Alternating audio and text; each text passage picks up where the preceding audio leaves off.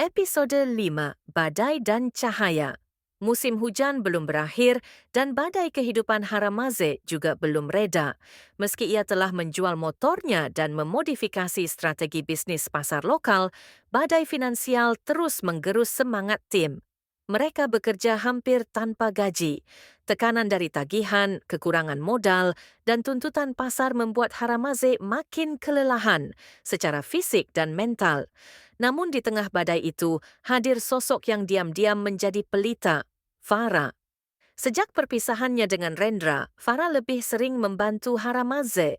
Ia tidak hanya memberi dukungan moral, tapi juga turun tangan membuat konten, menghubungi UMKM, bahkan menyumbang sedikit tabungan pribadinya demi membayar biaya server. "Kenapa kamu bantu aku sejauh ini?" tanya Haramaze di suatu malam yang sunyi saat mereka duduk di lantai ruko yang gelap karena listrik padam sementara. Farah menatapnya dengan senyum lelah tapi tulus.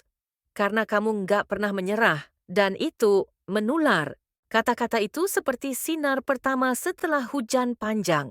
Tak lama setelah itu, pasar lokal mendapatkan kesempatan langka. Mereka diundang untuk menjadi mitra teknologi dalam program pemberdayaan UMKM yang diselenggarakan oleh pemerintah daerah. Jika mereka lolos seleksi, bukan hanya bantuan dana dan eksposur yang didapat, tapi juga jaringan distribusi ke ribuan pelaku usaha kecil. Tapi, ini bukan tanpa risiko. Dalam proposal tersebut, mereka harus menyertakan dana pendamping sebagai bentuk komitmen, uang yang jelas tidak mereka miliki. Haramaze menghadapi pilihan sulit, menyerah dan menunggu kesempatan lain, atau mempertaruhkan semuanya yang tersisa. Ia memilih bertaruh. Ia kembali ke pasar, menemui pedagang-pedagang yang dulu ia bantu. Ia menjanjikan satu hal, jika pasar lokal berhasil lolos, mereka semua akan menjadi mitra utama dan mendapat akses pasar digital tanpa biaya sepeser pun. "Aku nggak punya uang, tapi aku punya kalian. Dan kalau kalian percaya, kita bisa naik bareng," katanya di hadapan para pedagang yang berkumpul di bawah tenda biru sederhana. Responnya di luar dugaan.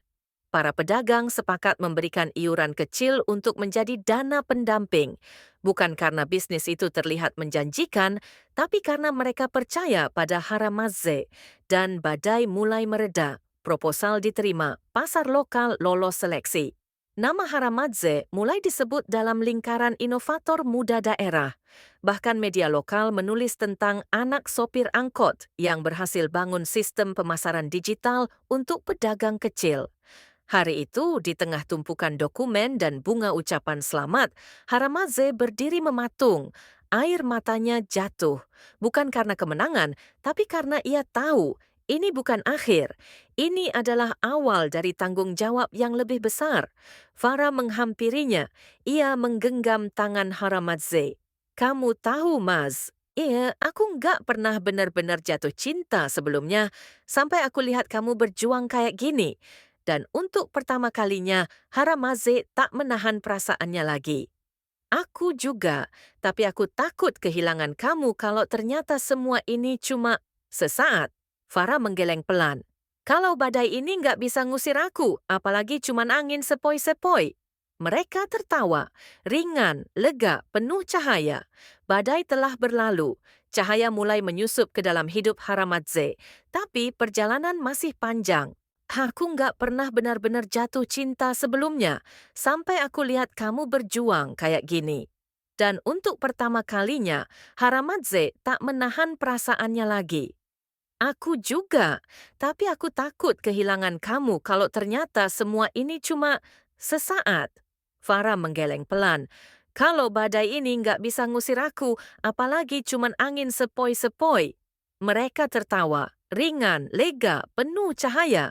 Badai telah berlalu. Cahaya mulai menyusup ke dalam hidup Haramaze, tapi perjalanan masih panjang.